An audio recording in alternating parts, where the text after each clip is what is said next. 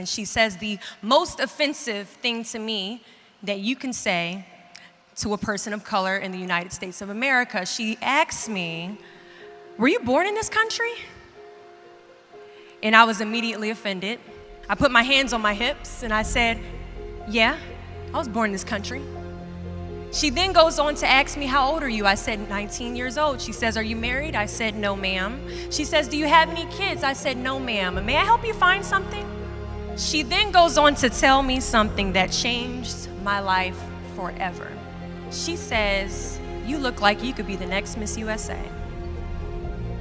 And I laughed at this woman hysterically. I said, "Lady, I don't know what you're talking about. I'm going into my sophomore year at Virginia State. I'm about to commission in 3 years, go on active duty, be a military officer." Somehow, this crazy woman convinced me to meet her at Starbucks the very next day. She brought this foot-tall stack of pageant books, and she goes on to convince me to compete in my very first pageant. I compete in my first pageant 3 months later, and I lose. I go back the second year, compete in my state pageant, and I lose. I go back the third year, compete in my state pageant, and I lose. Go back the fourth year, compete in my state pageant and lose. Go back the fifth year, compete in my state pageant and lose. But guess what happens the sixth year? I lose. I called her on the phone 6 years after our Target conversation, and I said, "You told me I could be the next Miss USA." And she says, "Deshauna, keep trying, keep trying, keep trying." In June of 2015, this amazing, kind of cuckoo woman passes away from leukemia. In December 2015, I win Miss District of Columbia, USA. In June 2016, I'm crowned the first soldier to win Miss USA. And last January in Manila, Philippines, I walked the Miss Universe stage and placed top 9 amongst 86 countries.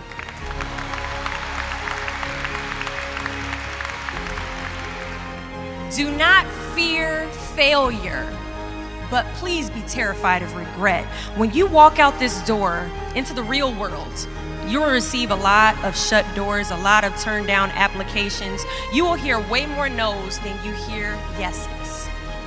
Giving up is something I did a lot of growing up, and I don't think I really challenged myself to stick anything through until I joined the track team in middle school.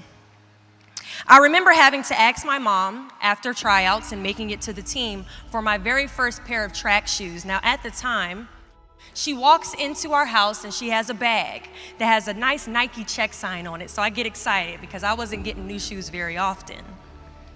I go to take the shoe box out the bag and I notice that it says a size 9 on it. Mind you, in the 7th grade, I was a size 5. I open the box and I slide my feet into the shoe and I look at my mother and I said, "These shoes are too big." She says, "I know I did that on purpose." I was like, "Why would you buy shoes that are too big on purpose, Mom?" And she says, "Because I know that you're going to grow into them."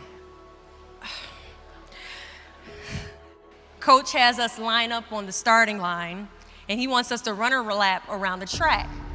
As we go to take off, I immediately fall to the ground, twist my ankle because the shoes are entirely too big. See, I couldn't run at the speed that I wanted to because I didn't fit the shoes I was wearing at the time.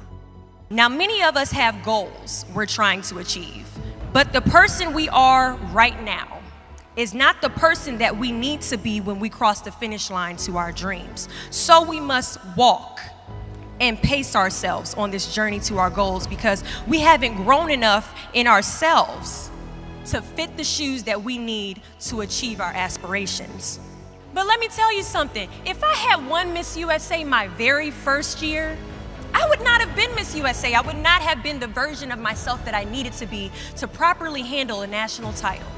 Many of us aren't ready to walk the race, but understand that as we walk this race, we pace ourselves, and as we pace ourselves, we grow.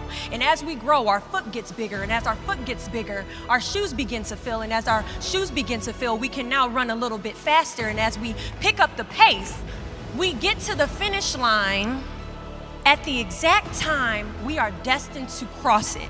Do not fear the word no, but be afraid of the possibility of a yes that you have prematurely destroyed because you decided to quit before the clock strikes 12. There are a lot of questions that is going to keep you up at night, but I guarantee there isn't one question that will keep you up longer at night than the question, what if I didn't give up?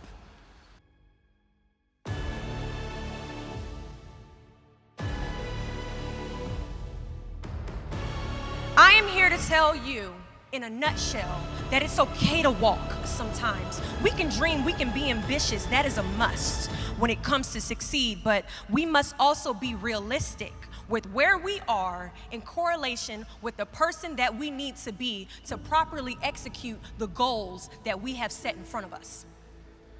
Oh, I'm gonna teach y'all something.